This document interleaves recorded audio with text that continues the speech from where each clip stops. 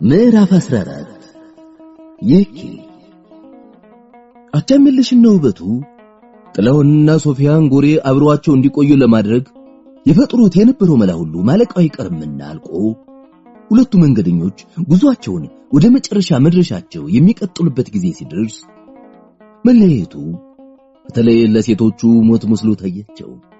ሶፊያና አቻምልሽ አብረው የሰነበቱበት ጊዜ አጭር ቢሆንም በዚያ አጭር ጊዜ በጣም ተለማምደው ከመዋደዳቸው የተነሳ በየስማቸው መጠራራቱን እንኳን ተተው ውሮ ሁኖ ነበር የሚባሉ። አቻሜ ሶፊን ፊት ተከብ ስለሆነች ውሮ ትላታለች። ሶፊ በበኩሏ አቻሜን አፍንጫዋ ትንሽ አጠር ያለ ስለሆነ ሁኖ ትላታለች።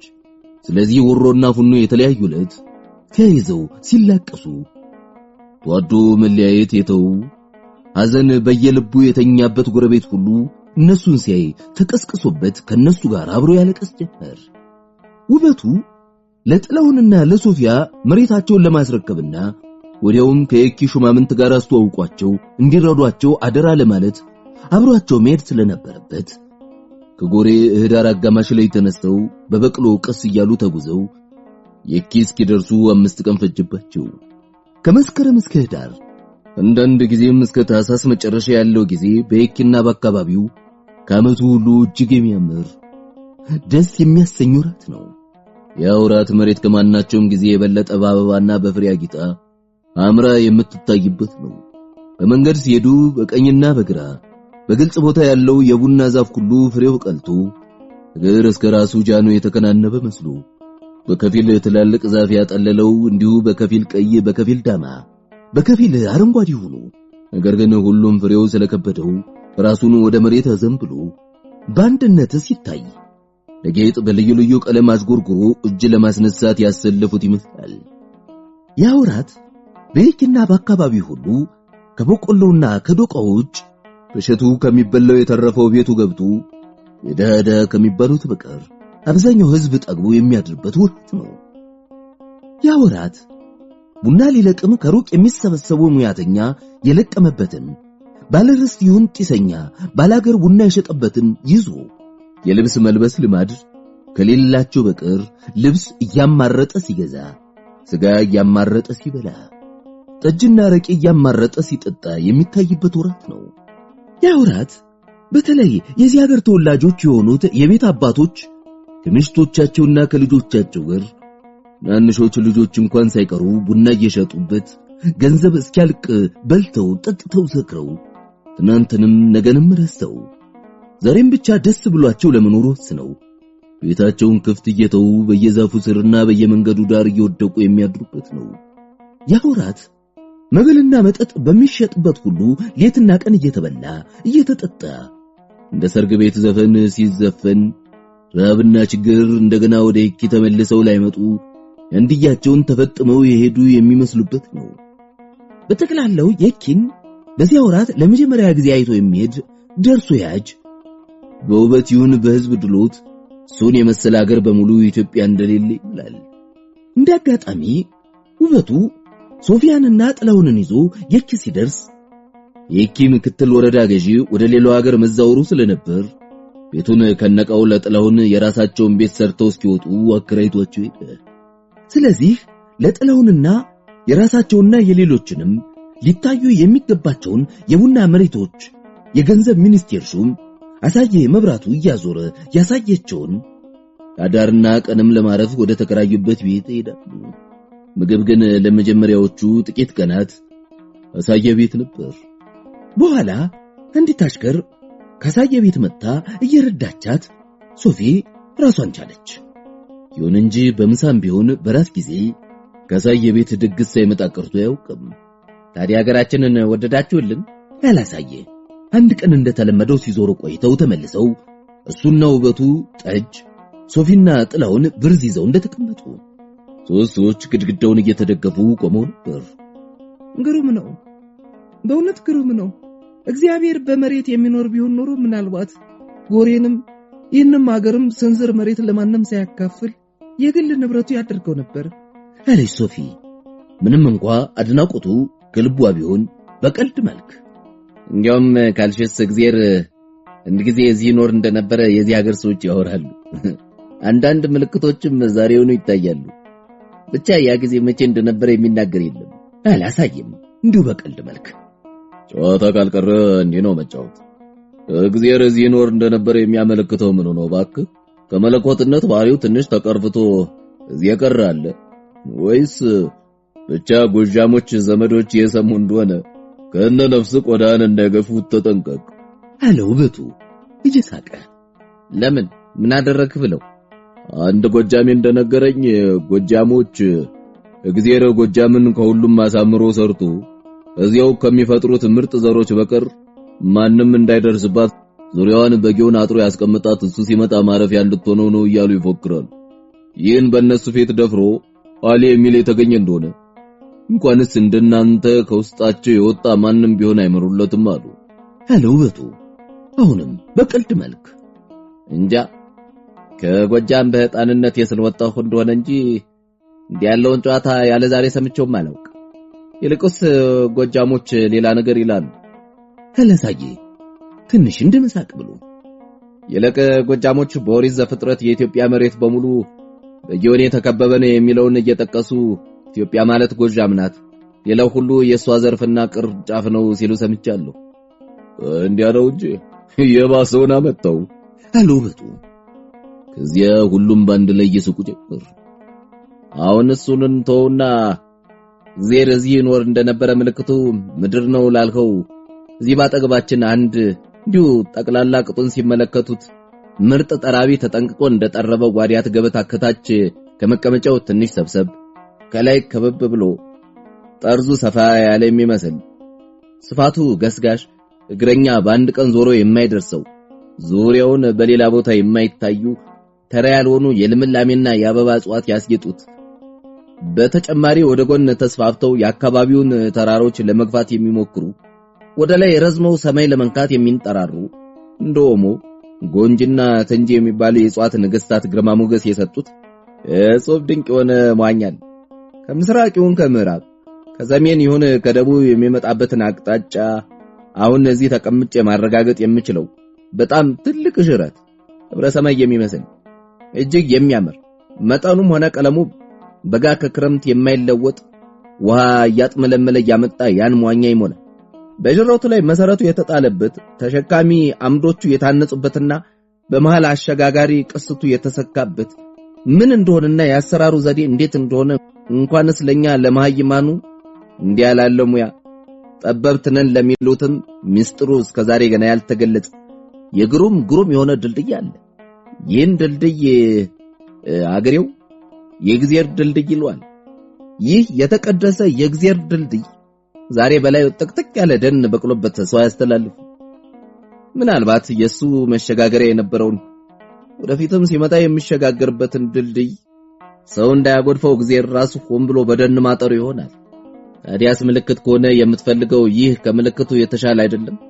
ለምሳሌ እንዲያ ያለውን መዋኛ ከከበበው ጌጣጌጥ ጋር በዚያ ጊዜ ልብ አድርጉ ገና ድሮ የሰው ዕውቀት እየተራቀቀ ሄዶ ዛሬ በደረሰበት ሳይደርስ ሰማይን ያለ ዋልታና ምሰሶ ዘርግቶ ያቆመው ምድርን ያለ ካስማ የቀሰረው እግዚአብሔር በረቂቅ ምስጥሩ ለራሱ ሲል የሰራው ካልሆነ ማን ሊሰራው ይችላል? እንዲያ ያለውንስ ከምንና እንዴት እንደተሰራ ምስጥሩ የማይታወቅ ድልድይ ያዋቂዎች አዋቂ ራሱ ወደ መዋኛው ቦታ ሊሄድበት ያሰራው ካልሆነ እንዴት ያለ አዋቂ እጅ ሰራው ሊባል ይችላል? ለዚህ ጥያቄዎች ሌላ መልስ አታገኝም። ቀላሉ መልስ እውነት የሚመስለው መልስ ፊት አባታችን አሁንኛ ከአራቱ ማዕዘን ተሰብስበን መተን ክፋት እስክናስተምራቸውና በዚያ ምክንያት ተቀይሞ እስከቷቸው ድረስ የዚህ ሀገር ተወላጆች እግዚአብሔር ለጓደኝነት ሰውን ፈጥሮ በገነት ሲያስቀምጠው ይሆነኛል ብሎ እንዳሰበውና ተስፋ እንዳደረገው ደጎችና ንጹዎች ስለነበሩ የረፍት ጊዜውን እዚህ የመጣ ከነሱ ጋር ያሳልፍ ነበርና ለዚያ ራሱ ያሰናዳው ነው ማለቱ ነው ብሎ አሳየ። ልቦለዱን አውርቶ ሲጨርስ ሁሉም አፋቸውን ከፍተው ሲሰሙ ቆይተው በአንድነት ሳቁ። እንዲህ ያለው ደማም ተጫዋች መሆንህን አላውቅም ነበርኩ። የት ሸሽገው ኖሯል? ውበቱ ከሌሎቹ ጋር እየሳቀ ጠየቀ። ቆጠው ነው ጨዋታ እየቆጠቡ ካልተጫወቱት አይወደድም እኮ ራሱንም ተጫዋቹንም ያረክሳል።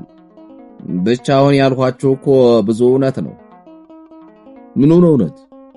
ከዚህ ብዙም ሳይርቅ አንድ ዙሪያ ገባው በጣም የሚያምር ሰፊ ባህር መኖሩ።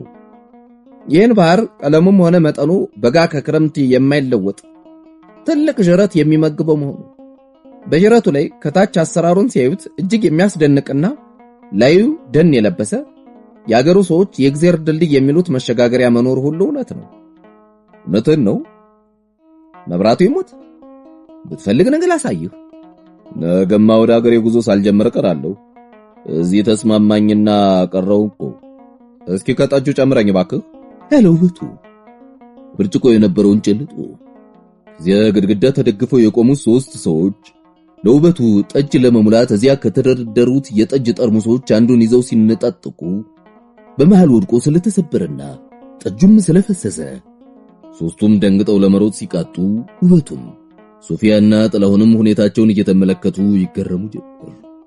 አሳየ ብቻ ምንም የመገረም ምልክት ሳያሳይ ተነስቶ ጠጅ ከሞሉት ጠርሙሶች አንዱን አምጥቶ ውበቱም ራሱን ብርጭቆዎች ያደረገና የተረፈውን ፊታቸው ባለው ጠረጴዛ ላይ ያስቀምጡት ቁጭ ሲል ውበቱ መታገስ አቃተውና አሽከር ሲበዛ ትርፉ ነው። ለመሆኑ ትናንት መተህ ይህን ሁሉ አሽከር ምን ጊዜ ሰበሰብከው? አለ ጥላሁንን አተኩሮ እያየ። እኔ ራንድም የለኝ ወንድሜ። ትናንት አንተ ላክልን ሴት ብቻ ናት በቤታችን ያለች አለ ጥላሁን ወደ አሳየ ዞር ብሎ። እንግዲያ እነዚህ ሰዎች ምንድናቸው? አለ ውበቱ 3ቱን ሰዎች ባገጩ እያመለከተ። እስረኞች ናቸው አለ አሳየ ከቅርታ ፈገግታ ጋር 3ቱን ሰዎች እያየ። አለ አንዱ። የኔን ቤት ታውቁታላችሁ? ሄዱና እዚያ ቆይታችሁ የሚሰጧችሁን ይዛችሁ ነው። ለመሆኑ የምን እስረኞች ናቸው? አለች ሶፊያ ሰዎቹ ትእዛዛቸውን ተቀብለው ከወጡ በኋላ። እኒያ 3 ሰዎች እስረኞች መሆናቸውን እንደሰሙ ውበቱም ሶፊያና ጥላሁንም እዚያ በምን ምክንያት እንደተገኙ ለማወቅ እስኪወጡ ቸኩሎ ነበር። ሲቸግራቸው ተበድረው ይበሉና መክፈል ሲያቅታቸው ይታሰራሉ። እዚህ ሀገር ከእስረኛው በጣም የሚበዛው ተበድሮ እየበላ መክፈል የሚያቅተው ነው። ወንጀል ሰርቶ የሚታሰር ቢገኝም አልፎ አልፎ ነው አለ አሳየ። በሕግ እኮ ማንም ሰው ብድር ባለመክፈሉ አይታሰርም። ብድሩን ያልከፈለበት ምክንያት ባለመቻሉ መሆኑ ከተረጋገጠ ነፃ ነው አለ ጥላሁን። አይ የኛ ሀገር ሕግ ሌላ ነው። አሁን ያልከው የአዲስ አበባ ሕግ ይሆናል። ብቻ የአዲስ አበባ ሕግ እዚህ አይደርስም፣ ይርቀዋል። ዋነስ የአዲስ አበባው የጎሪውም እዚህ አይደርስ። ከስንት አንድ ቢደርስ እንኳን በጣም ደክሞ መልኩ ተለዋውጦ ነው የሚደርሰው አለ አሳየ በሽሙር። እሺ ታዲያ ለምን ዛሬኛ ዘንድ መጡ? እዚህ እስር ቤት የሚበሉት የላቸውም። የወህኒ ቤት ዘበኞችን ተለማምጠው ሲለቋቸው እንዲህ በየሰው ቤት ሄደው ያገኙ እንደሆነ በልተው ያለ ነጂ ያለ ጠባቂ እስር ቤታቸው ተመልሰው ይገባል። ስለዚህ ሌላው ስለሰለቻቸውና እናንተ እንግዶች በመሆናችሁ ራሳችሁን በመልካም ለማስተዋወቅ ጠቀም አድርጋችሁ ሳታጎርሱ አትቀሩም ብሎ ይሆናል ዛሬ ወደ እናንተ የመጡ። ይርባችኋል። እንዳያችኋቸው ትእዛዝ በሰሙ ቁጥር አንዱ ከሌላው ቀድሞ ትእዛዙን ለመፈጸም የሚሻማ ለሁሉም የሚበቃ ያልተገኘ እንደሆነ የሚገኘውን ያክል ለብቻ ለመውሰድ ነው። እዚህ እስር ቤት የሚበላ ከሌለ ከየቤታቸው አይሄድላቸውም? ያለዚያስ እንዲህ ወጥተው መዞራቸው ካልቀረ በየቤታቸው እየበሉ እንዲመለሱ ቢደረግ ምን አለ? በቤታቸው ምግብ የማያገኙት ናቸው እንጂ የሚያገኙት ማይሄድላቸዋል። እንዴት? ሌላው ቢቀር ለራብ ማስታገሻ ያክል እንኳን በቤታቸው ምንም የሌላቸው ሰዎች አሉ ማለት ነው። ከሀገሩ ተወላጅ የሚበዛው ምናልባት ከ195ቱ እንበል በሀገሩ ምቹነት የሚሆን በሌላ ምክንያት ስንፍና ስለሚያጠቃቸው ምንጊዜም ከ3 ይበዛ ከ4 ወር በቀር ከችጋር ወጥቶ አያውቅም። ነገር ግን ከጥቂት ዓመታት ወዲህ ችግሩ በጣም እየከፋ ሄደ ይባላል። በመሻሻል ፈንታ እየከፋ ሄደ? እንዴት ባክህ? አለ ጥላሁን ከሶፊያ ፍንጥቁ። የሀገሩ ሕዝብ ስራ ቢያውቅም አይወድም፣ ሰነፍ ነው። በዓመት አንድ ጊዜ ብቻ ጫካውን ያቃጥልና ሳያርስ ሳይቆፍር እንዲሁ በሆርዳ እየወጋ በቆሎ ተክሎ ወይም ዶንቃ የሚባል ዘንጋዳ መሳይ በትኖ ሲደርስለት አብዛኛውን በሸቱ የተረፈውን ሰብስቦ አግብቶ 3 እና 4 ወር በማይበልጥ ጊዜ በልቶ ይጨርሷል። እዚያ ቀጥሎ የጅማ ነጋዴ ብሩን፣ የከፋ ነጋዴ በየአይነቱ እህሉን እየጫነ መጥቶ እዚህ ሲሰፍርለት የጫካ ቡና ሲደርስ ከዚያ ለቃቅሞ ፈረሱላውን በ5 ወይም በ6 ብር ሂሳብ በቡና የሚከፍለው ከጅማ ነጋዴ ብር ባራጣ እየተበደረ ከከፋ ነጋዴ እህል በውድ እየሸመተ የነፍሱ ማቆያ ያክል እየቀመሰ እንደምንም ነፍሱን የተከታዩ ዓመት በቆሎና ዶንቃ እስከሚደርቡበት ወራት ያደርስ ነበር። ሳይደርስ የሚቀረውም ያን ያህል ብቻ ቢሆንም አሁን ይሻላል ነበር ይባላል። አሁን ብር እየጫነ ይመጣ ከነበረው የጅማ ነጋዴ በየቤቱ ደባል እየሆነ ከተቀመጡት ጥቂት ነጋዴዎች በቀር በከተማው ዙሪያ ጫካውን የድንኳን ከተማ ያደርገው የነበረ ሁሉ ቀረ። ከእሱ ጋር የጫካ ቡናን መያዣ አድርጎ ከጅማ ነጋዴ ብር ባራጣ እየተበደሩ ከፋ ነጋዴ እህል ጨምቶ ለነፍስ ማቆያ ያክል መቃመሱ ቀረ። አላሳየ ያሽሙር ፈገግታ በፊቱ እየታየ እንዴት አልገባኝም።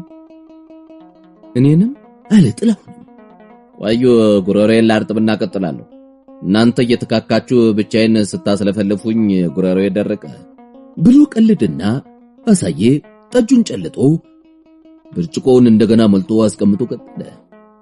ድሮ ማንም ሰው የኔ የግሌኔ የሚለው በቤቱ አካባቢ ያለውንና ከዚያም ራቅ ሲል በገንዘቡ ገዝቶ በጉልበቱ ሰርቶ ያለማውን ነበር እንጂ እንዲሁ ወፍ ዘራሹና አውቆ በቀሉ የጫካ ቡና ሁሉ ማንም የግሌኔ የማይለው የአገሩ ሕዝብ በህብረት የሚጠቀምበት ስለነበረ ሁሉም በየበኩሉ ለብድር መያዣ የሚያደርገውንና ብድሩን ለመክፈል የሚችል እምነቱን የሚጥልበት ነበር።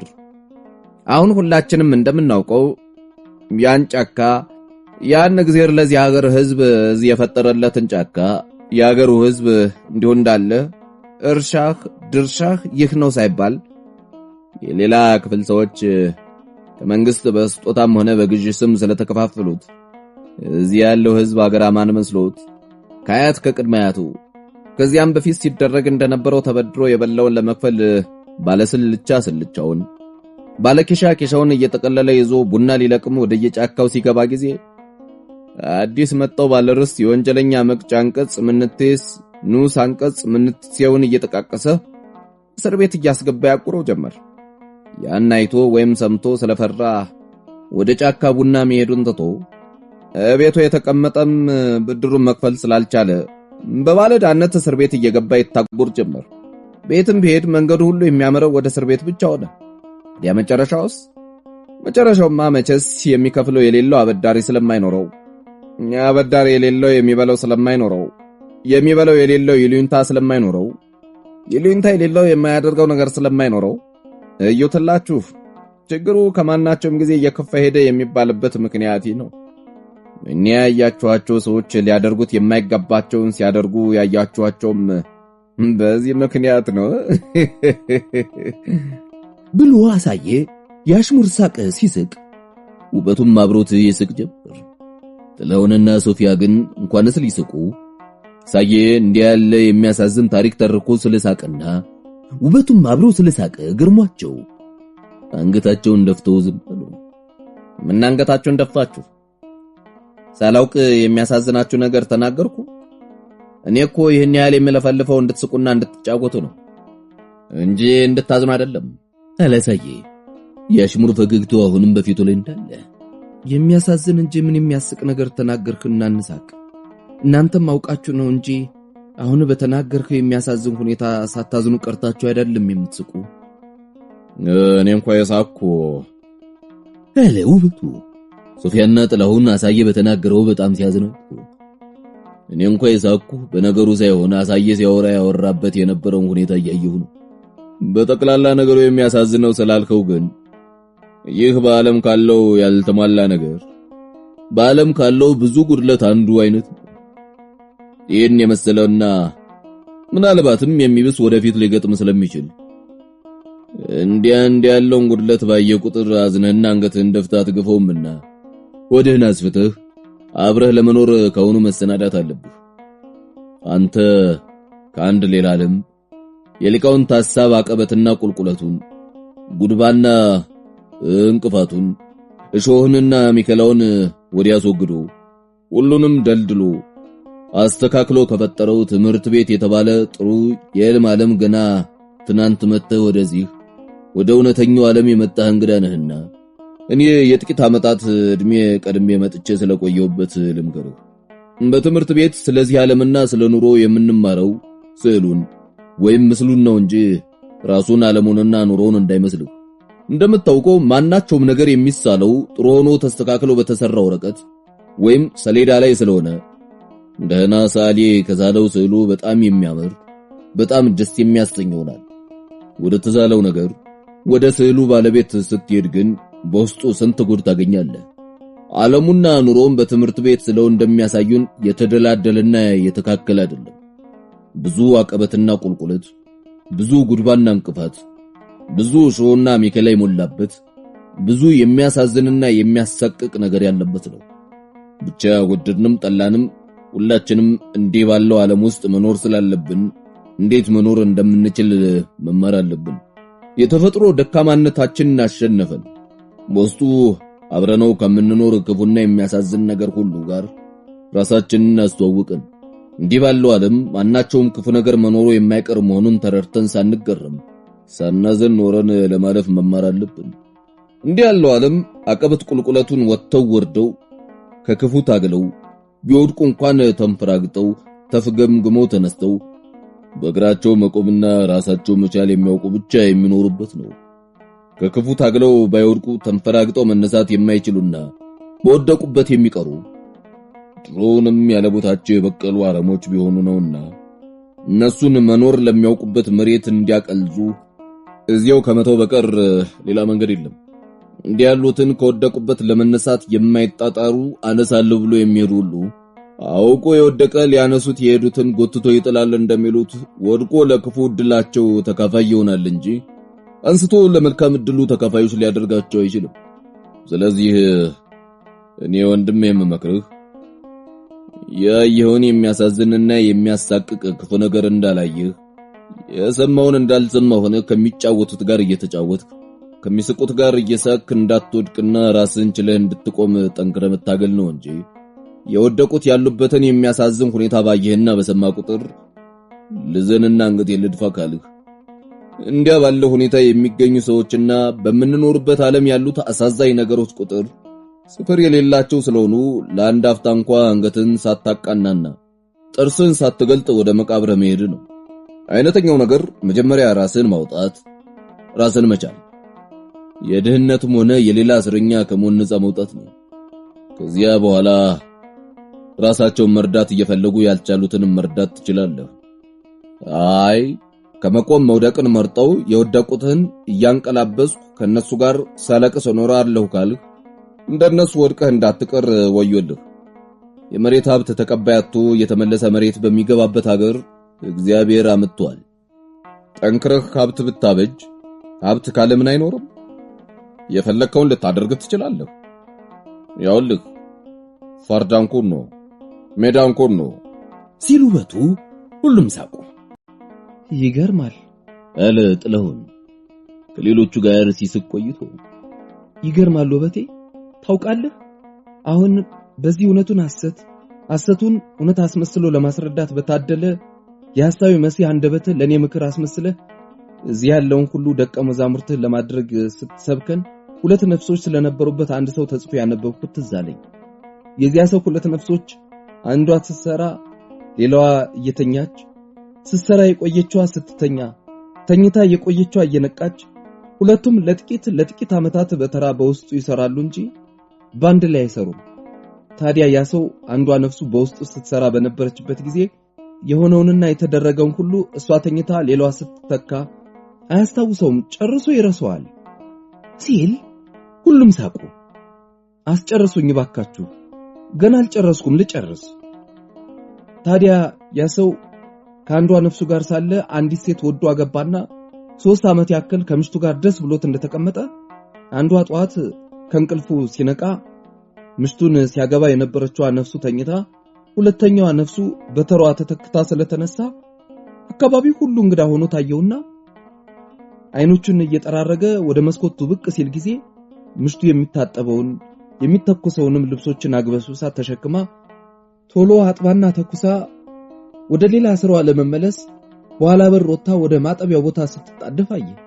ከዚያ ባጠገቡ ያገኘው መጥረቢያ ነጥቆ እየሮጠ ወጣና ቁሚ አንቺ ሌባ ቁሚ ብዬሻለሁ ሲል ሰምታ እንደ ሁሉ ጊዜ መዳራት ፈልጎ የተከተላት መስላት ቆማ እየሳቀች ስትጠብቀው እንደደረሰ በያዘው ዱላ ወቅቶ ዱላው ሲሰበርበት እንዳታመልጠው ወገቧን ጥምጥም አድርጎ ይዞ የፖሊስ ያለህ ያለ ይጮ ጀመር።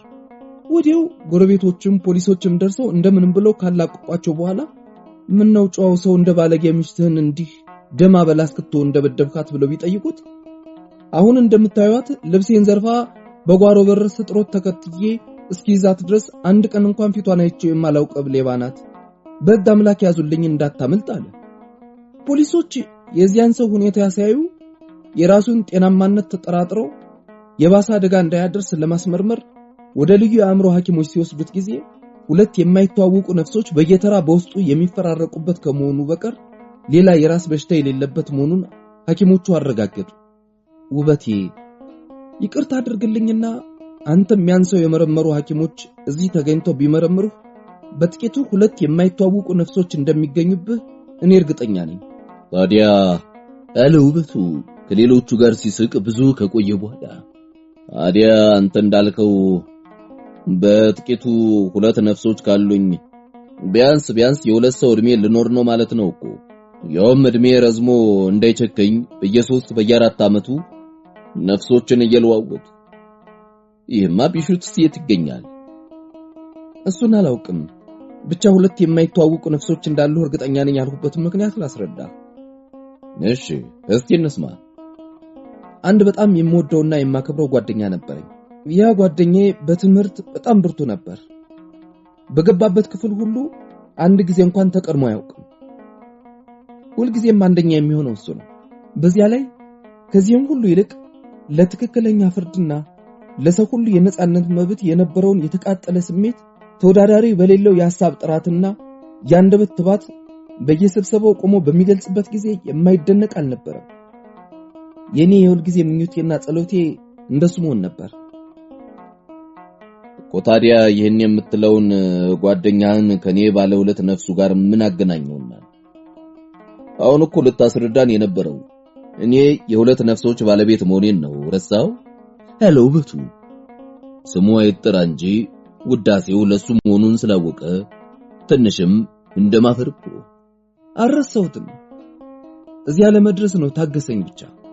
አሁን እንዳልኩት የሁል ጊዜ ምኞቴና ጸሎቴ እንደሱ መሆን ስለነበረ በየጊዜው በተማሪዎች ስብሰባ ሲናገር ከንግግሩ ሊደረሱ የማይገባቸው ነዋሪዎች ናቸው ብዬ የገመትኳቸውን ኃይለ ቃሎች እየመረጡ ለሐሳቤም ሆነ ለሥራዬ መሪ እንዲሆነኝ እንደ ጸሎት መጽሐፍ ከጎን ያለያቸው። እባካችሁ ለአንድ ደቂቃ ብቻ ታገሱኝና ሁለት ሶስቱን ላምባቸው አለና የማስታወሻ ደብተሩን ከደረት ኪሱ አውጥቶ ያነብ ጀመር።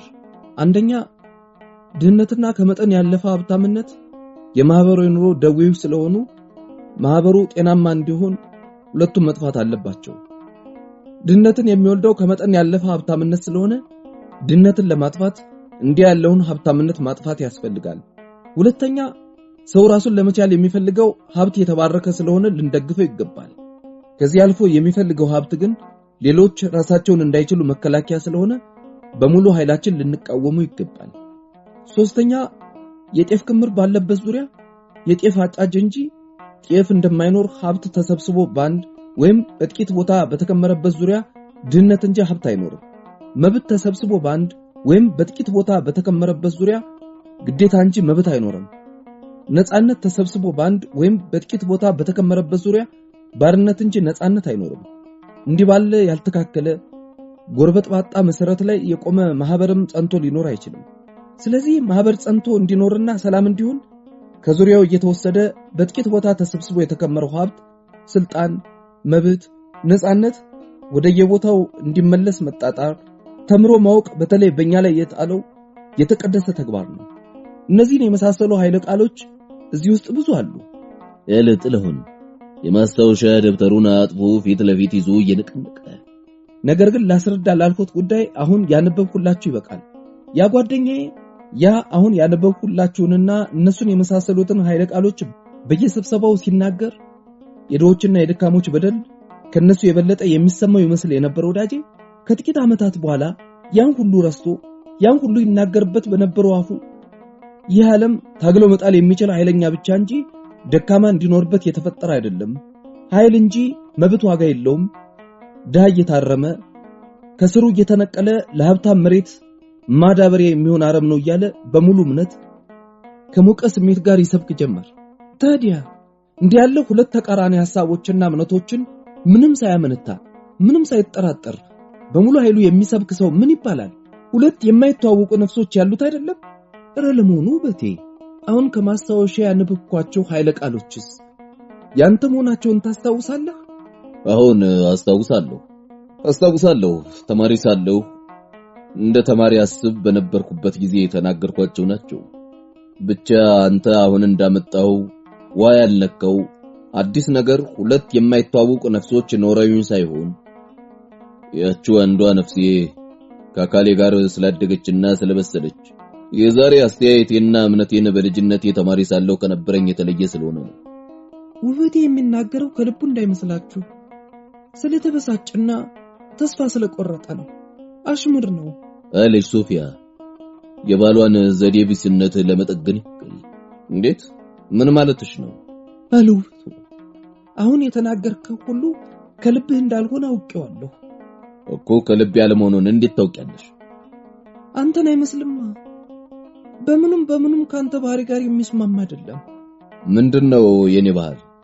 አሁን ጥላዬ አንተ የተናገርካቸው ነው ብሎ የጠቀሰልን ጥሩ ኃይለ ቃሎች እኮ ከጽኑ እምነት ብቻ ባህሪው ድፍርስ ካልሆነ ጥሩ ምንጭ ብቻ የሚፈልቁ ናቸው። ከድፍርስ ምንጭ እኮ ጥሩ አይፈልቅም አለች ሶፊያ። ባህሪ ለመሆኑ ጊዜና አካባቢ የማይለውጠው ከሰው ጋር አብሮ ተወልዶ አብሮ አድጎ አብሮ አርጅቶ አብሮ የሚሞት በአካል ከወላጆች ከሚወርሰውና በመንፈስ ከፈጣሪ ከሚሰጠው ጸጋ ሌላ ባህሪ የሚባል ነገር አለ? የለም እኮ ሶፊ። ሰው ከእድሜውና ከሚኖርበት አካባቢ ጋር የሚለዋወጥ ቀንን እያባረረ ያለማቋረጥ ተከታትሎ ሲሮጥ ሱም አብሮ እየሮጠ ለአካሉ ብርታትን ለአእምሮ ዕውቀትን የሚሰጡትን ነገሮች ከቀኝ ከግራ ከፊት ከኋላ እየቃረመ ራሱን በእነሱ እያነጸ ከሕፃንነት ወደ ጉልምስና ከጉልምስና ወደ ሽምግልና ከሽምግልና ወደ እርጅና በተላለፈ መጠን መልኩ ብቻ ሳይሆን እምነቱንም ሆነ ስሜቱን ጭምር የሚለዋውጥና ሕይወታዊ ኃይል ከፈጣሪ ታድሎ የተፈጠረ ፍጡር ነው እንጂ ይህ ባልሽ እንደሚለው በሕፃንነት አካሉና በሕፃንነት አእምሮው እንዳለ ገና እንደ ሕፃን አስቦ እንደ ሕፃን በሚናገርበትና እንደ ሕፃን በሚሰራበት እንዳለ እዚያው ቆሞ እዚያው ደርቆ የሚቀር በድን አይደለም። ነገር ግን ባልሽ ሁለት የማይተዋወቁ ነፍሶች በየፊናቸው የሚነዱህ መኪና ነኝ የሚለኝ በልጅነቴ ከነበረኝ ዛሬ ያለኝ እምነት የተለየ ስለሆነ ገና ሕፃን ሳለሁ ለኔ ኑሮ የሚያስቡም የሚቸገሩም ሌሎች በነበሩበት ጊዜ ያላንዳች ኃላፊነት አስበውና እናገረው ተሰራውም ከነበረው ዛሬ ሕፃንነቴን አልፌ ጎልማሶችን ከሽማግሌዎች ወደሚለየው ድንበር ደርሼ ከበሰብኩ በኋላ ዛሬ ለራሴ ብቻ ሳይሆን ለቤተሰቤና ለድሆች ዘመዶቼ ኑሮ ጭምር ኃላፊነት ከተቀበልኩ በኋላ ይህ ኃላፊነት ምን መሆኑን እንደማያውቁ ሕፃናት ባለማሰቤና ባለመናገሬ ሁለት የማይተዋወቁ ነፍሶች የሚለዋወጡብህ ነው ይለኛል። እንግዲህ ለዚህ ምን ልበል? ለዚህ ሌላ የምለው የለኝም። ለዚህ የምለው እናንተ ከህልም ዓለም ገና ትናንት ወጣችሁ የመጣችሁ ሁለት ሕፃናት በዚህ በእኛ የውን ዓለም አንድ ዓመት አንደኛ ብዙ ዓመታት እንኳን አልልም 1 ዓመት ብቻ ቆይታችሁ እንደገና ስንገናኝ በዛሬው አስተያየታችሁ እንደጸናችሁ ያገኛችኋቸው እንደሆነ ያን ጊዜ ብሎ ነገሩን የሚያስርበት ቃል ሲፈልግ ያን ጊዜ ሁለት የማይተዋወቁ ነፍሶች የሚለዋወጡብህ መሆኑን ታምናለህ? ለጥላሁን አቋርጦ